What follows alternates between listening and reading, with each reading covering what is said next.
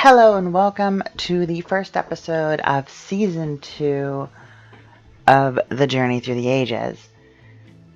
This time we are starting off, we're now moving into the 1945, and these are the bodies that we're looking at. I've already chosen which companies are making each one, and so I have a general idea of what I'm going to be trying to do with it. This time you can see it says 45 Sirin, or Sirin, and we're going to be working with this body here, which is a sporty looking body. Sirin is the other Russian company that I have. So where Borkuchev made that car that worked super well, Sirin is more of a sporty company, and while I know not until more recently have there been sport cars coming from Russia, and that's really only the Marussia, I don't care. This is my realm of the world, so I get to choose what happens. Now I imagine this is more like it's gonna be kind of like your officer's car, so to speak, because they're not gonna sell a whole lot of them, and most Russian-made vehicles are in industrial, off-road, rugged. So we're going to stick with that idea, but we're going to try and make it a decent vehicle as well. And I'm going to leave the quality at 0. Okay, whatever. Yeah, I'm going to leave the quality at 0 for all of them. So we're going to go steel. We're going to go for, let's see. It's a little weird narrating my choices. Let's go space frame, ladder. What's the difference again?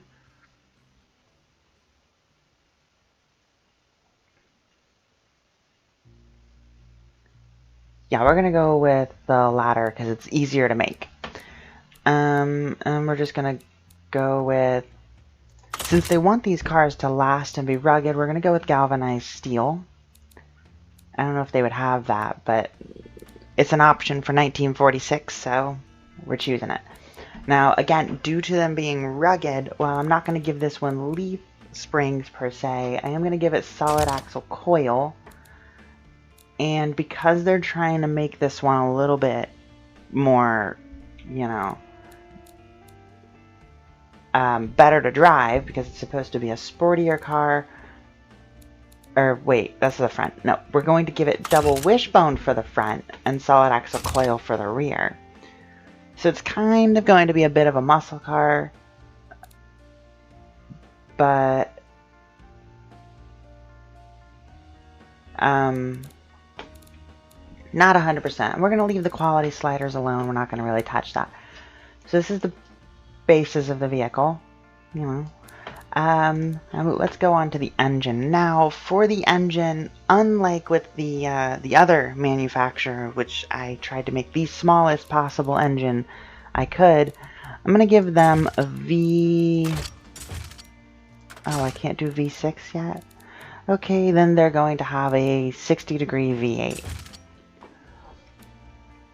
And still not going to give them the biggest engines. They're going to have, we'll say a 2.3 and, well, no. I'm going to do a 2-liter.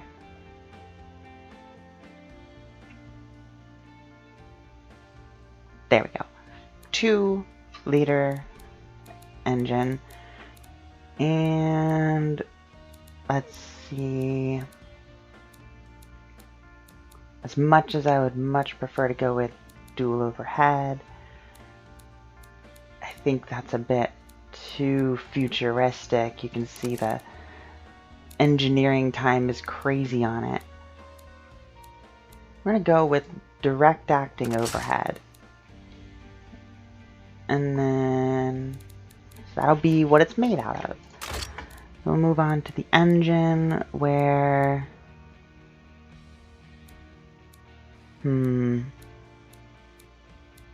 It's supposed to be sportier, not necessarily a truck that needs all the torque. We're going to go with cast. I'm going to leave this. And then, just as a quick tune, I'm just going to throw these numbers out of whack. Naturally aspirated, of course. Single barrel. This is not an eco-friendly car. It's supposed to be a sporty car. We're going to do single carb. We'll see how that goes. Standard intake. We're still trying to keep it cheap. And we're just going to go with the regular fuel that everyone has available. We'll just adjust that there. I'm hoping I can get a higher RPM out of it, like 7,000? 70, let's say 73. Maybe 73. We're going to put a tubular header on here because it's costs the least and it's generally just better than the cast as far as how it's used. We're going to just have it a single output from the exhaust. I'll shorten this, and it's the 1940s. Who cares about how loud your car is? Alright, so now we have to go back through and tune it. Right. So tweaking the engine. First thing is it's unreliable. The RPM is too high, which I don't like the way the fall off is up here anyway. So we're going to bring that back more. What does it suggest?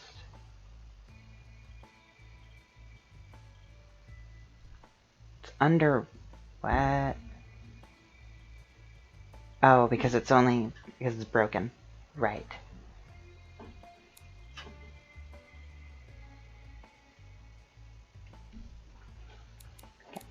Okay. So we need to go fix the compression and the ignition timing. There we go. We'll bring the ignition timing back first. I'll tune that up better in a second. That's the best we can pull back on that right now. I'm gonna drop that to there. And then go over compression and bring the compression down. And bring this way up. Okay, so now it stopped yelling about the engine being underpowered. That's better. Now I can actually go in and tune this a little bit better. So what I'm gonna do is, because it is supposed to be a sports car, let's see what we can do here. I think we're actually going to leave it where it is, because I don't want to drop it more. Yeah, we're going to leave that there. So it's 75 torque and 71 horsepower.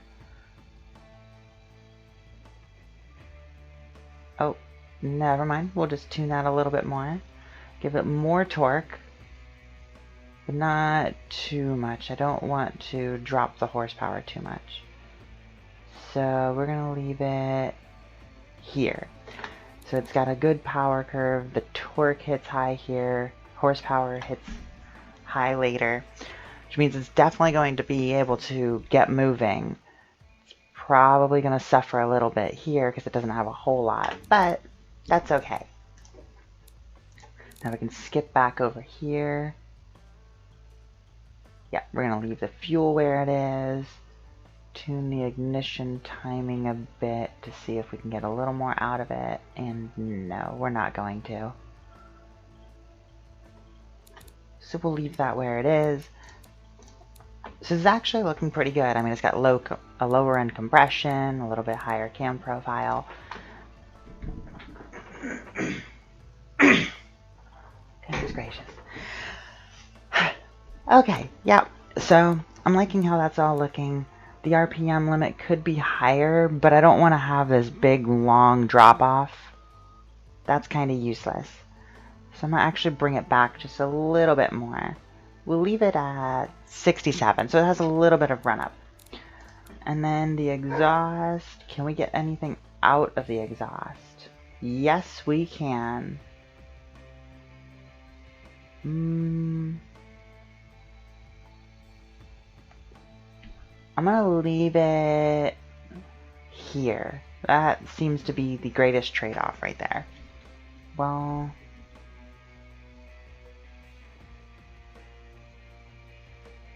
yeah. That seems to be the good trade-off right there. So it actually has more horsepower now, and it still has a pretty good amount of torque. Give the engine a little bit of a test.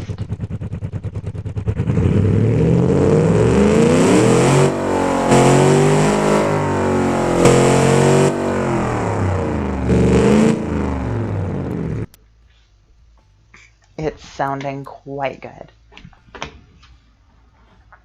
Now I was thinking this body style, or should I go with the convertible?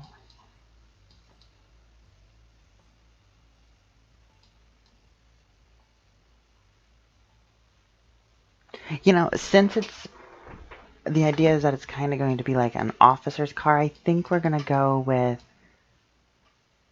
no, we're going to go with the hardtop, just for the sake of keeping it protected and rigid, and this does help it be a lighter car. So we're going to try and let's see if we can tweak the aerodynamics. Wow, you can make that quite a ramp. I don't think I want that much of a ramp. I wanted some aero smoothing, but goodness. Okay. So let's see, the bumper, we can bring it back or forward. I think we'll leave it there.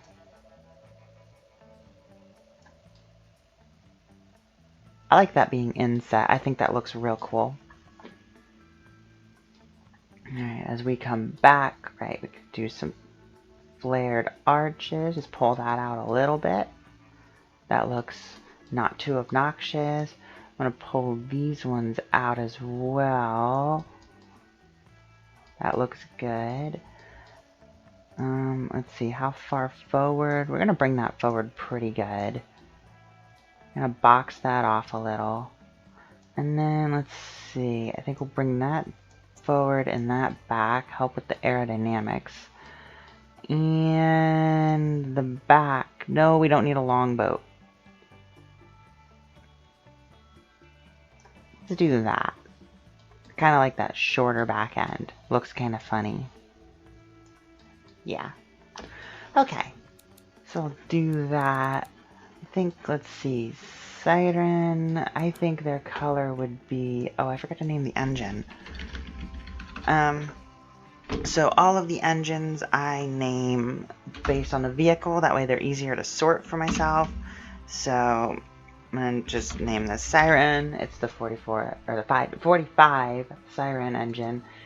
And the engine variant is going to be named based off of right here.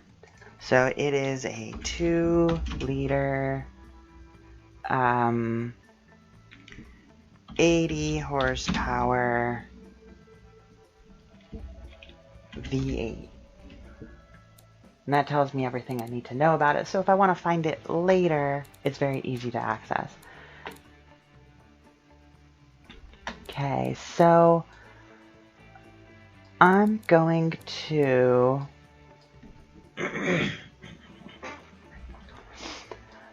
skip past the design portion for right now. Aside from giving it a better color, because as much as the red is nice, I'm going to give it more of, see, I'm thinking more like a light blue color.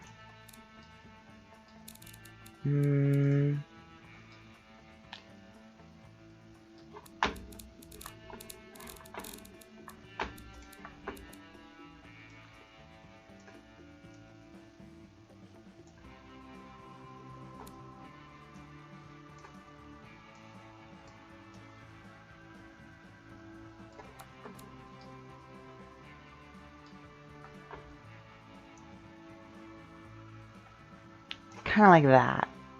Yeah, I'm feeling that color. So I'm going to say it's done. We're going to leave that color on it. I'll come back to the fixtures once I have done the rest of the car.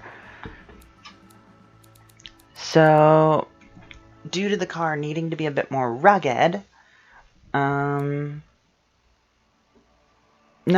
I'm actually going to stick with rear-wheel drive. The other one it's going to be rear-wheel drive. I'll give this a 3-speed. I don't think the top speed, let's see, they estimate the top speed is 117. Goodness. Did not see that coming. So we'll bring this around 110. I don't foresee it getting to 117. I'm going to bring the gearing down a little bit. We're going to have a manual locker. Yeah, we'll get to the tires. Alright, so now we're on to the wheels. Definitely hard, long life, because this is going to have a hard life. Let's see. Going down into the wheels here. I'll widen them out a little bit. We can increase the rim to 15. I don't like how big those are. And then 135 seems to be the biggest width we can get. That's not bad. We'll stick with that for now. Let me bring the tire width out. Apologies if you can hear my mouse clicking.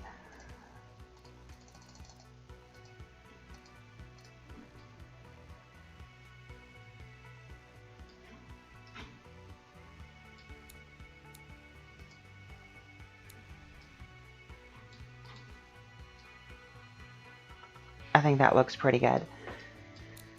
Okay, so onto the brakes. Now, generally, I try and get the best brakes for what I'm choosing. And then I immediately increase the size to max because the size of the brakes is like the first thing I need to do. And then I'll bring the pad type up to a good position and I'll adjust usually the pad type first unless the size needs to come down, but we'll look at that later. So the aerodynamics, we're going to give it an off-road skid tray considering we're expecting this car to have to deal with some not great roads.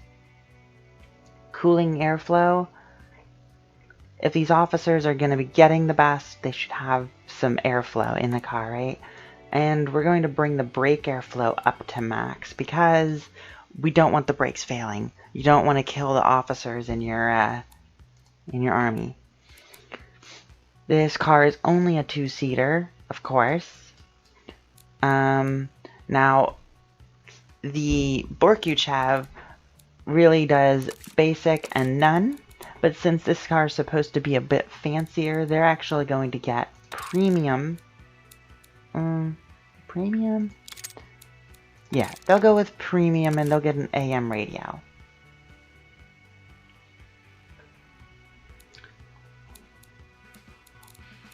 And then we go to driver safety, and there is none, but they'll get standard safety. It's more like they just put like some stiffening bars in, really nothing else. And then I'm going to tune this for comfort real quick, just as a quick test. So now we'll go back over to drivetrain. First thing we need to do is make sure that this is all set up correctly. So there's a little bit of overlap. I don't mind having a little bit of line. I don't want too much hanging over though, so we're going to bring that back a little bit. So at least we're getting to the peak performance up here as opposed to the peak being off the chart. And then for the gearing, I'm going to bring the gearing back a little bit. When it comes to wheel spin, I typically try and keep it between like below 10. 10 is like maximum. 5, I don't mind having a 5. That means you can actually get the car going, usually. And then we're going to go back over here to wheels, and you can see it's not liking that too much. This car is going to just, yeah, it's going to have some immense turn in, and it's probably going to spin out. But hey, the markets are apparently loving this car. So I guess I'm doing a good job. We'll skip that for now. We'll come back over here to brakes. Now the brakes I'm very particular about. I like to have my brakes on point. And actually I think I got them pretty good right off the bat. I'm going to increase the braking power just a bit so that the rears are stronger. But I don't want it locking up, so that's okay. This is a good balance. I don't mind this. So the way I like to have it is I like to have them as close to the lanes as possible. That way it actually can stop. Of course.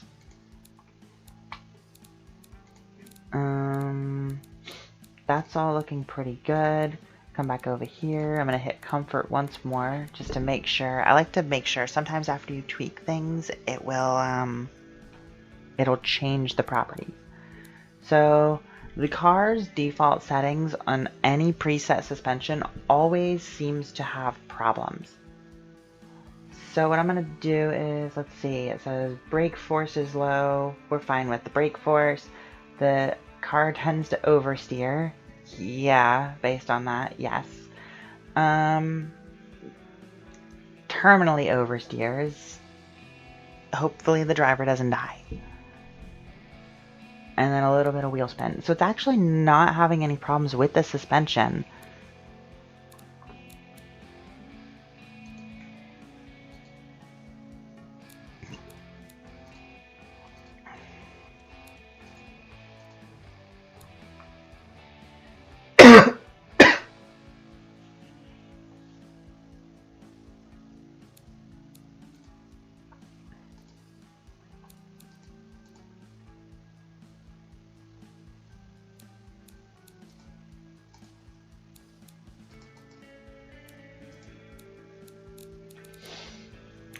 Alright, sometimes messing around with these numbers can actually give you differences.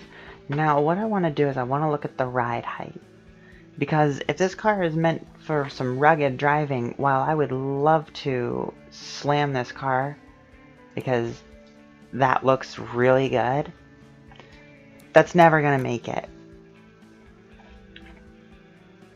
And this just looks stupid.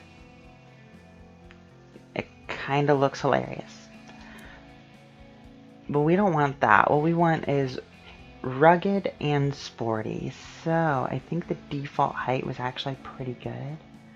Let's see though, if I put it at 8, I think 8's good. It's got some clearance, but I'm a little concerned if that's not enough clearance.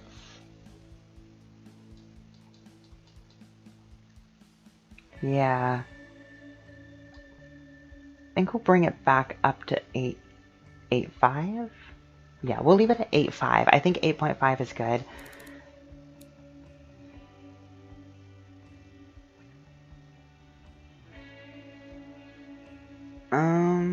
Let's see. It says increase rear spring stiffness.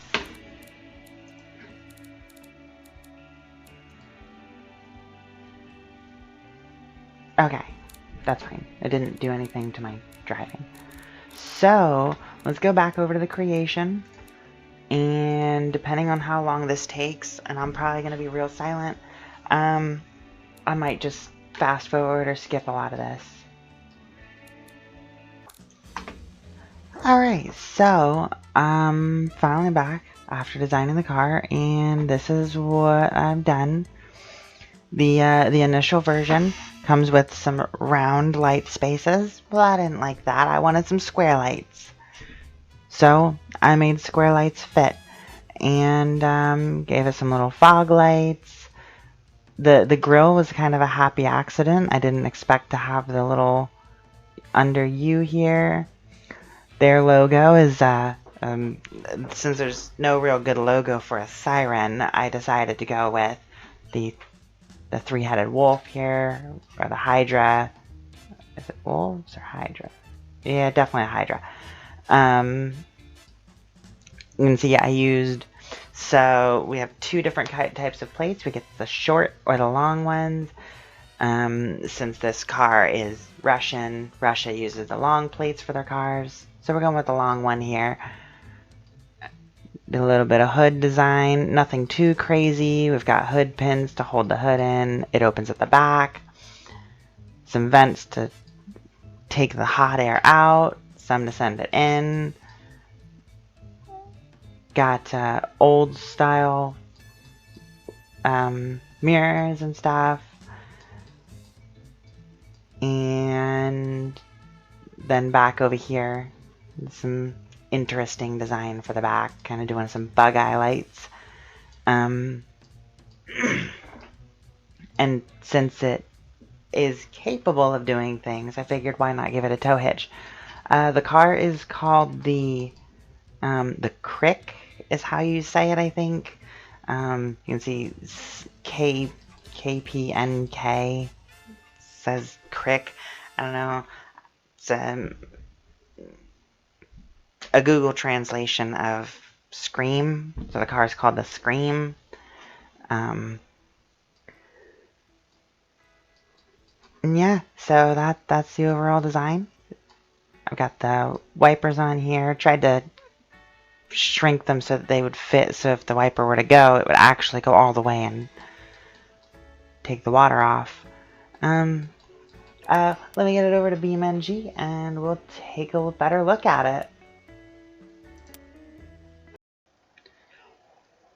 Okay, so here we are in BeamNG with the car that I just made, the Sirin Kpnk. I don't know if I'm actually saying that right. I don't think any Russians are gonna be watching or criticize how I'm saying it. But here it is, the car. Oh wow, that scrolls way faster than I wanted. So yeah, it ported over real nice, and I'm real excited to get it going. I've brought it over here to the Russian roads map, which I used for the Blortis video as well, being that, you know, Russian vehicles should be in Russia. So with that, let's start the drive, you know, and review this vehicle. Let's turn it over first. Sounds good. Alright. Yeah, I think I put a 3-speed in this. Now, if the car can't make it driving along these roads, then clearly this is a failure of a vehicle.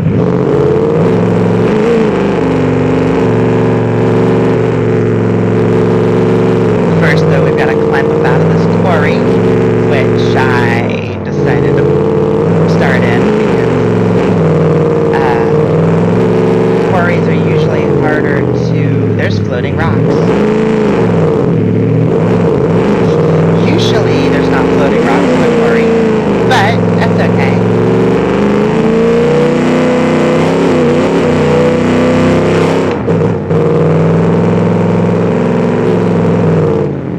So, now we're up out of the quarry.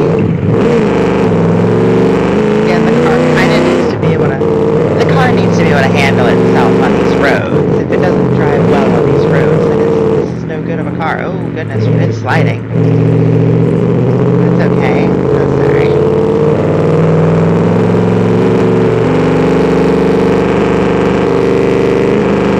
Now, it is in third, unfortunately. I'm going to bring up the HUD so we can get a better view of what's going on here. Yeah, it's in third, and it's only... Oh, wait. Let me actually shift down. That's better.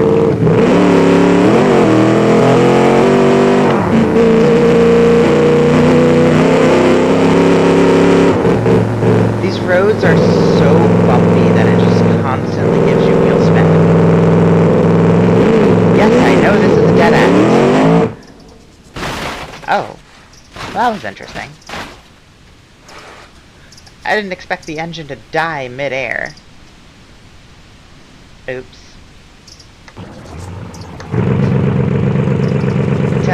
No, that's not how that happened.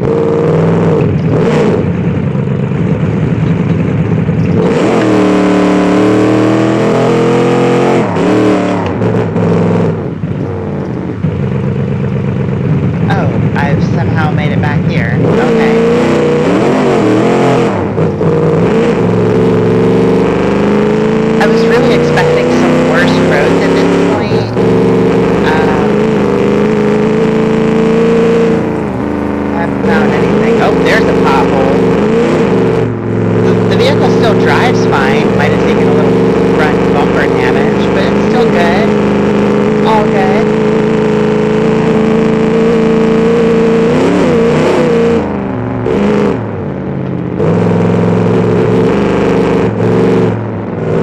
Oh gosh.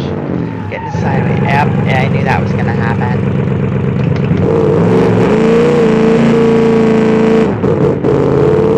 The car doesn't care though. No road, no problem.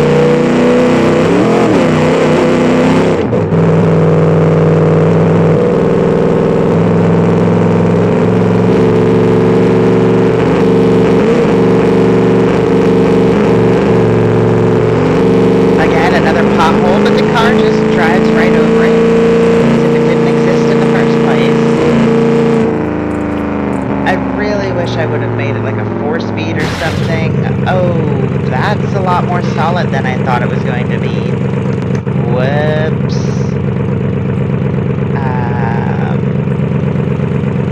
Let's go that way. I think that way looks like a good route to take.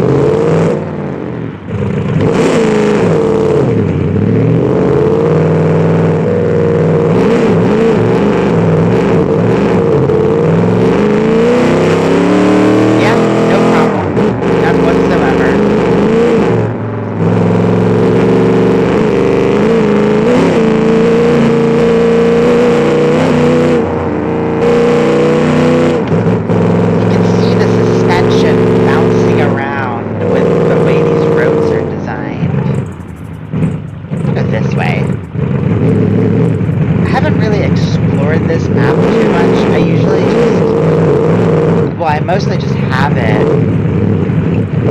I tend to be using it for things, but oh my gosh, come on.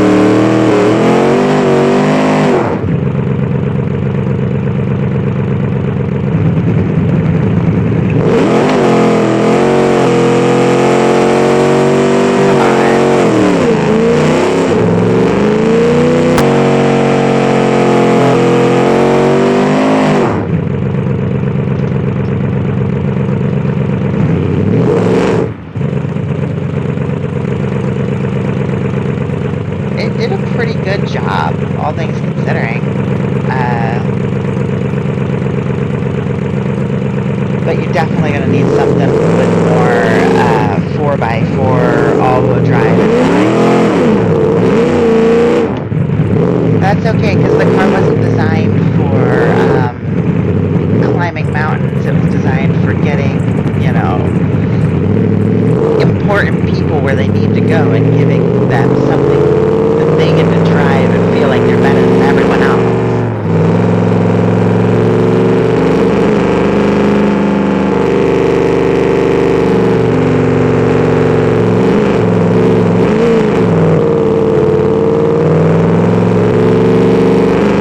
And it still needed to be able to drive on the roads, which it certainly can. It can take the bumps like no problem.